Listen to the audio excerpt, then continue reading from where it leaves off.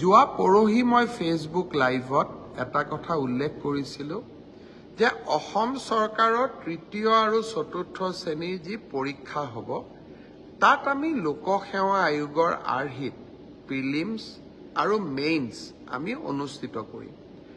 দুই এজন ব্যক্তিয়ে মোক জনাইছে যে পৰীক্ষাত নতুন নিয়ম এই বছৰ কৰিব নালাগে, কাৰণ আৰু যিহেতু 2 মাহ আছে, গতিকে আমি পুৰণা বা আগৰবাৰৰ দৰে পৰীক্ষা পতাটো উচিত হ'ব। আমাৰ চৰকাৰখনে সদায় ৰাইজৰ কথা শুনিবৰ বাবে চেষ্টা কৰে, কাৰণ আমি বিশ্বাস কৰোঁ লাও যেনেকৈ পাতৰ তলত থাকে, চৰকাৰো ৰাইজৰ তলত থাকে, ৰাইজৰ ঊৰ্ধত নহয়। যিসকলে মোক এই পৰামৰ্শটো দিছিল, দুই এজনে অলপ গালিগালাজো কৰিছে আৰু কিছুমানে ভালকৈ পৰামৰ্শটো দিছে। গালিগালাজ কৰা সকলকো মোৰ মৰম জনাইছোঁ আৰু ভালকৈ কোৱা সকলকো মোৰ সন্মান জনাইছোঁ।